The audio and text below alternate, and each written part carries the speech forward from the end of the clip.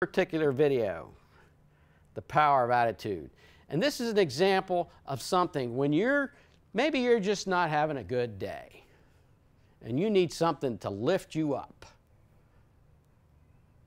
and nobody's giving it to you and nobody cares and you're just struggling with whatever you're struggling with. This could be something, and this is one of, I don't know, 100+ videos.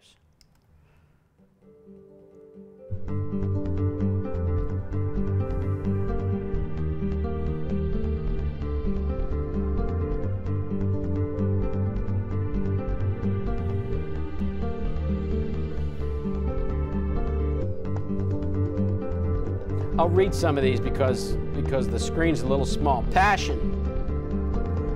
Belief fuels passion, and passion rarely fails.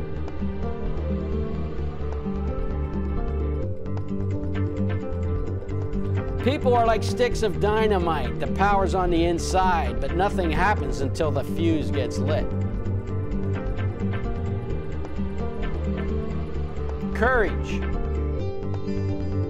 Courage does not always roar. Sometimes it is the quiet voice at the end of the day saying, I will try again tomorrow. Goals. Take the long view, one day at a time.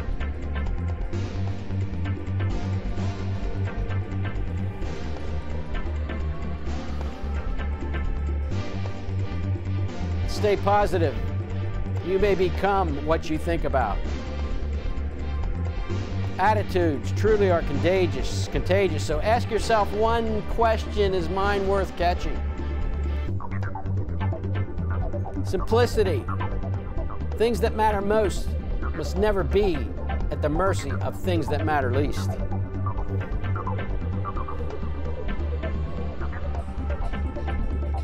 Laughter. Laughter is the sunshine in any life. Laughter is your heart's way of telling your face to smile. Expect the best. It's a funny thing about life. If you refuse to accept anything but the best,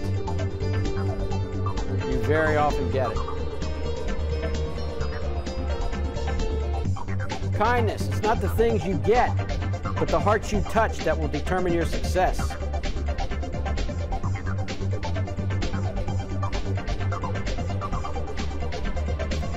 Sing your song. A bird does not sing because it has an answer. It sings because it has a song.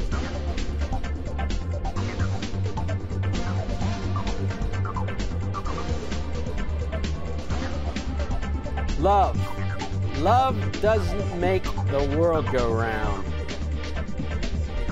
Love is what makes the ride worthwhile.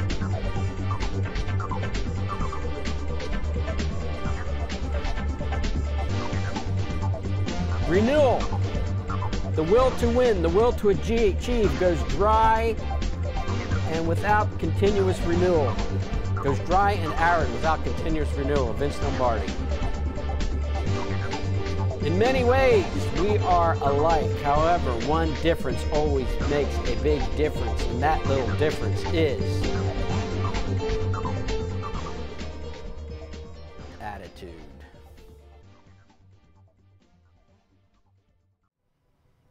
SimpleTruths.com. You got to go there. You just have to.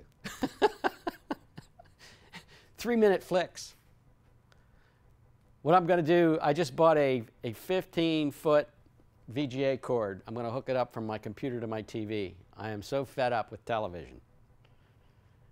And we can sit and watch things like this with my wife, with my grandkids, with my sons, or watch other things on video rather than trying to find something on TV that just isn't there. Attitude. The one quote I like in there, the best, is a Chinese proverb. See if I can remember it.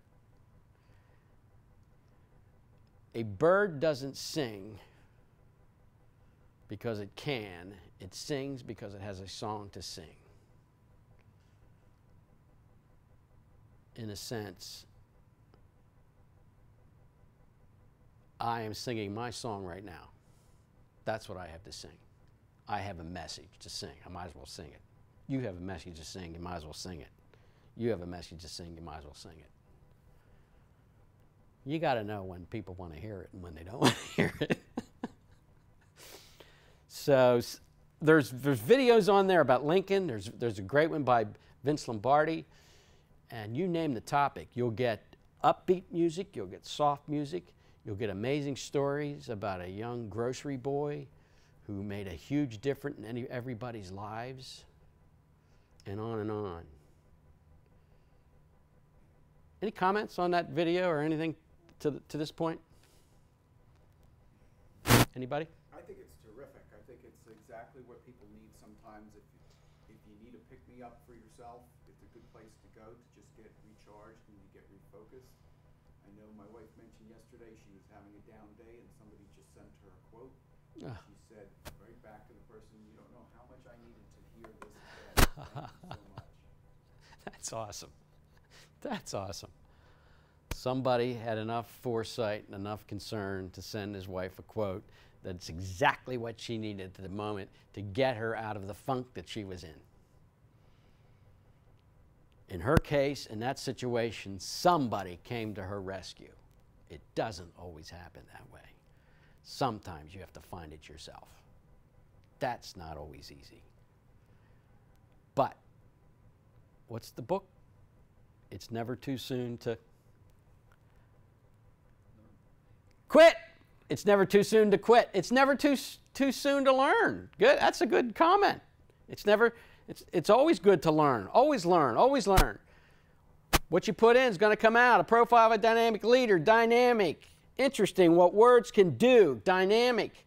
What's the word dynamic mean? Dynamic is a physical force or energy. It's the study of forces marked by usually continuous and productive activity or change. Dynamic activity or change. Dynamic doesn't have to always be loud. Dynamic can also be soft and everything in between. Dynamic. So when we're dynamic, we're meeting the need of the moment. I just attended a project management conference down at Harrisburg University. I was on the advisory committee to help set up this conference, and they had a keynote speaker who was a conductor from Allentown. I forget her name, but she was a conductor, and she was telling us and teaching us how conductors are leaders that lead, and you always wondered, what are they doing up there? What is this conducting? They're just telling people how to do. But there's specific motions, and here's the one motion that always happens, she taught us, is a leader. As the leader, a conductor, this straight line down. The straight line down is a sign, and then when it hits the hand, it's the activities carried out, whatever the instrument is. So through her hands and expressions, she's speaking to her followers, which is the orchestra. And it's dynamic. And it might be just a 1-2 beat, boom. 1-2 beat, boom. 1, 2. That's 3. Of course, I'm not a conductor. The one that's easiest is a 4 beat. 1, 2, 3, 4. 1, 2, 3, 4. So she expresses things in her hands that gets her orchestra to play. And then she expresses things if it's a short, soft thing, and then they quiet down. They quiet down. And the whole focus of the discussion was how is a conductor and how is a conductor of an orchestra the same as a leader? And it's like, how are we directing people? How are we leading people with our loud? You want to do it loud or fast? Or you want to do it soft and slow or something in between? It's an amazing thing. I'll have to get you her internet. But dynamic forces. And here's an important thing about, you see that big prickly thing there on the end? That's the problem. That's the issue. This big prickly thing is the issue you got to deal with. What kind of forces are you going to apply to get that thing to move, to get that thing to do what you need it to do? Maybe the best is this tiny little force out on the end, which gives you the most leverage to get that thing done. And the worst is applying so much force that doesn't even hit the board, that doesn't even do anything. And the problem just persists, or everything in between. So what kind of dynamics are you putting into your leadership? Sometimes we go through a lot of motions. That's the big arrow there that's not even hitting the surface. And we need to think about which one of these, or how many. It might be a multiple. It might be, you might need all these three at different times. Dynamic. A profile of a dynamic leader. And then the tagline, ride a wave of vibrant. Vibrant leadership is pulsating with life. Set in vibration. A sound as a result of vibration. Resonant. And I like this picture. This is musical notes in the atmosphere. It could be a stone in the water. What you do resonates. And I guess there comes to be a consciousness of what we're doing at the moment that's going to resonate with the people we're with. It's, you know what, and maybe with, I don't know if it's true with you, but the easiest place to resonate might be at work. The hardest place to resonate might be at home.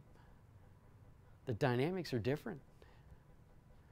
The challenges are different. It's a huge jump in leadership to go from work and cross that threshold and go into home. It's a different dynamic. We need to be aware of that. We can't apply the principles at work that we have at home. There's different challenges, hugely different.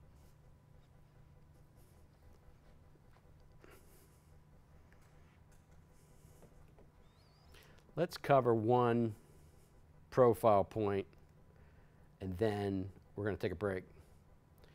Transform yourself to success. This relates to your passions, how you apply them, and how you come to know them. I read this book by Marcus Buckingham, First Break All the Rules. I read this in 2004. After I went to a conference called the Global Leadership Summit. It was a simulcast conference, and I'll show you that link later, but it was a conference, simulcast, tens of thousands of people all watching this at the same time. You're sitting in your auditorium, which was a church. It wasn't a leadership on church topics, it was a leadership summit. Some speakers were pastors, but a lot were leaders from the secular world. Marcus Buckingham is a leadership guru, worked for Gallup, did a lot of work. He's an amazing speaker. He's got an English accent, English style, but he wrote this book, First Break All the Rules. What the world's greatest managers do differently. I read his book. I listened to him speak, and then there was another guy, Tim Sanders. Skinny guy that just got up and walking around the stage and saying, I read books and I go tell people about them. I said, I can do that. That's what he does. And he's good at it. He's good at it. There was another book, another speaker, president of USC, wrote The Contrarian's Guide to Leadership. This guy's like a PhD. He invented things in dishwashers. He was an inventor. He'd lay on the floor and he invented this thing in his mind that's something to do with something that goes on in a dishwasher, some kind of sensor or something. The Contrarian's Guide to Leadership, doing things differently. I heard these three guys speak and I'm like, wow, I bought their 3 books and I went home and read them.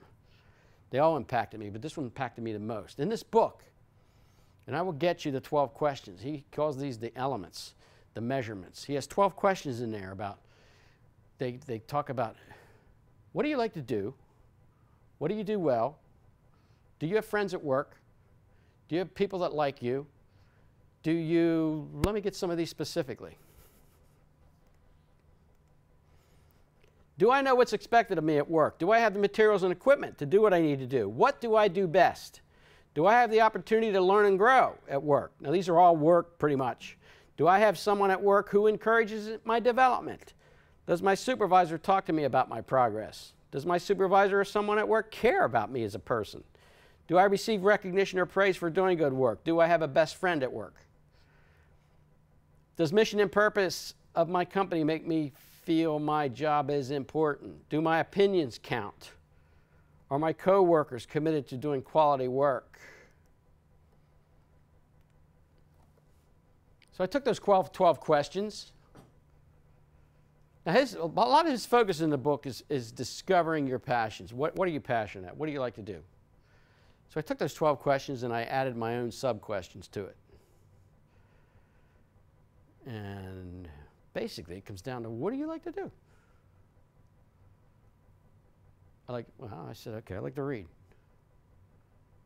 And I like to write, and I like to speak. Now this was in 2004. This was before I did any formal presentations. I like to read, I like to write, I like to speak. Okay, where does that take you? And I'll show you where that took me. And before I finished the analysis, I had something figured out.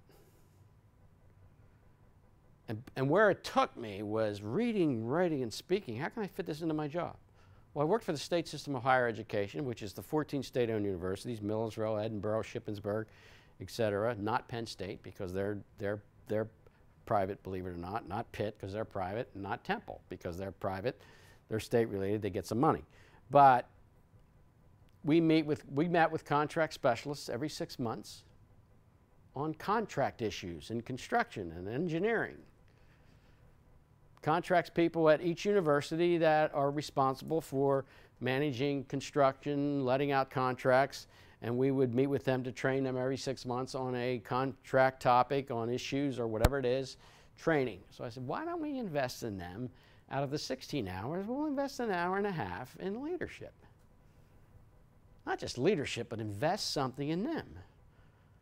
So I got to take my passion of reading leads to writing leads to speaking, preparing for the conference and putting something more than just technical into that conference, so that I was not being wasteful for my employer in applying my passion, which might have been fishing. I'm not going to